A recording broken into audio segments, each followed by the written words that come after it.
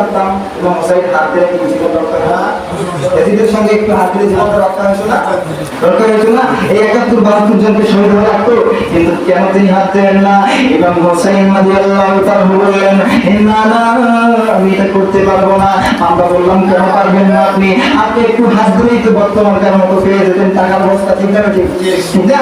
এবং হোসাইন বললেন, না, আমি এটা পারবো না। কারণ হইল এই হাতে শুধু আমার একার হাত নয়, এই হাতের মধ্যে আছে সিদ্দিক আকবর রাদিয়াল্লাহু তাআলা আমানতের হাত, এই হাতের মধ্যে আছে উমর ফারুকের আদালতের হাত, এই হাতের মধ্যে আছে ওসমান জিন্নুরাইন রাদিয়াল্লাহু তাআলা সাকারাতের হাত, এই হাতের মধ্যে আছে আমার বাবা মাওলানা আলী কাররামাল্লাহু ওয়াজহুল কারীমের গোলায়াতের হাত, আর এই হাতের মধ্যে আছে আমার আপনার নবী জনাব রাসূল সাল্লাল্লাহু আলাইহি ওয়াসাল্লামের হাত। শুধু তাই নয় বাবা রে, এই হাতের মধ্যে আছে মহান রব্বুল আলামিনের কুদরতি হাত। জোরে কোন সুবহানাল্লাহ।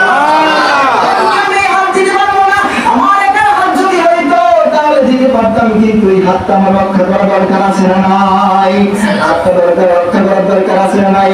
মুসলমানেরা, আজকে যে জায়গায় আপনি হাত দেন, এই জায়গায় হাত দিলে চলবে না। দুশ্মনদের হাতে হাত লাগাইলে চলবে না। প্রেমিকদের হাতে হাত লাগাও, স্বপ্নে মদিনায় তুমি চলে যাবে।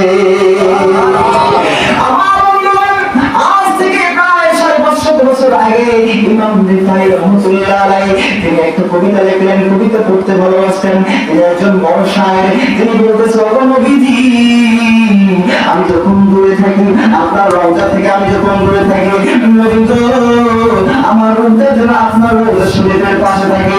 কিন্তু আজ আমি আপনার রওজার পাশে এসেছি, মেহেরবানি করে আমার চক্ষু দিয়ে আপনাকে একটু দেখতে চাই।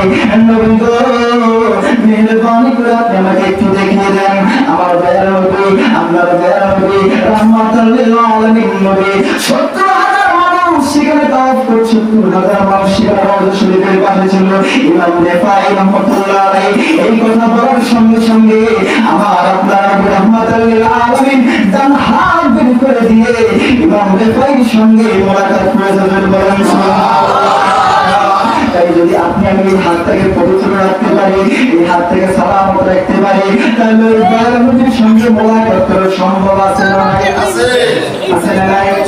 তো এই হাতটাকে আমাদের সালামত রাখতে হবে, ঠিক না?